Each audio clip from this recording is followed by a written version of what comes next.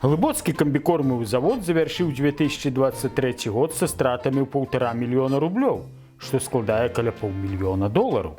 Няўжо на прадпрыемстве зусім ніякае кіраўніцтва, што давяло да такіх страт? Ці ўсё ж справа ў іншым? Паспрабуем разабрацца. Дарэчы, сёлета 8 снежня завод адзначыць свой паўвекавы юбілей. Ён пачаў выпускаць прадукцыю напрыканцы 1974 года. Праз 3 дзесяцігоддзі кіраўніку Беларусі Александру Лукашэнку прыйшла ў галаву ідэя адраджэння вёскі, якая ў выніку прывяла да канчатковага выраджэння.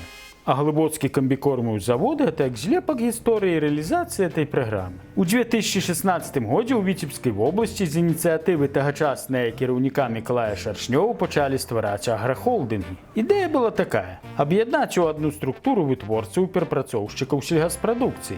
Кіраваць холдынгам у Глыбокім прызначылі Мечыслава Морхата, які з 1999 па 2012 год кіраваў суседнім Шаркаўшчынскім раёнам, а пасля 4 гады засядаў у Лукашэнкаўскай палацы. Прызначаючы яго на новую пасаду, Мікалай Шаршнёў даў новому кіраўніку такі наказ. Важно переломить сознание людей и убедить их, что успешное развитие переработчиков, мясокомбината, молочного комбината зависит от качественного развития сырьевой зоны.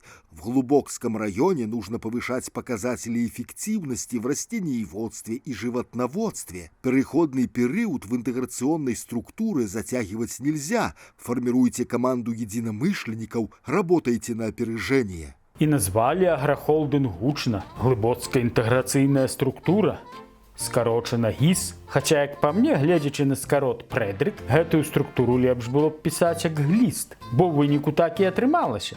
Высмакталі з прадпрыемства сокі і пакінулі паміраць далей, бо аб'яднаўшы колькі былых калгасаў з некалькіх раёнаў, птушкафабрыку, мясакамбінат, малочна-кансервовый камбінат і сам камбікормовы завод у адну структуру, на гэту структуру перайшлі ўсе іх запазычанасці. Пасля структуру ліквідавалі, або лепш сказаць, перафарматавалі. І суб'екты выйшлі з яе ўжо без даўгоў, бо іх узяў на сябе камбікормовы завод. Вельмі это нагадвае казла адпушчэння ў іудзеяў. Усклалі на яго ўсе свае грахі і выгналі паміраць у пустыню. Але камбікормовы завод не памрэ.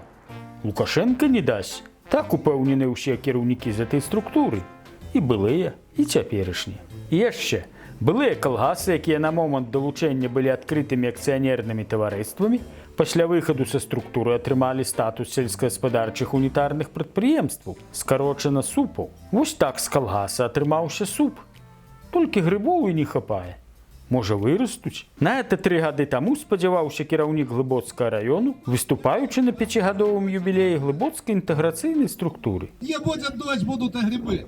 А будут грибы, глубочане будут жить. Чаму ж так шмат пры Лукашэнку стратных прадпрыемстваў? Няўжо ўсе кіраўнікі такія бяздарныя? Можа, збольшага і так, бо кадры падбіраюцца ў першую чаргу па асабістай адданасці, а не па дзелавых якасцях. А яшчэ Лукашэнка не цярпіць ніякай канкурэнцыі. Ён памятае савецкія прыклады паспяховых кіраўнікоў Васіля Старавойтава, Уладзіміра Ралько, таго ж Александра Дубко. Дужышыны самастойныя былі, маглі ў раёне і дзверы да начальства нагой адчыніць. А такія кіраўнікі Лукашэнку не патрэбныя. Таму і пасадзіў он у свой час 73-гадовага Старавойтава ў турму.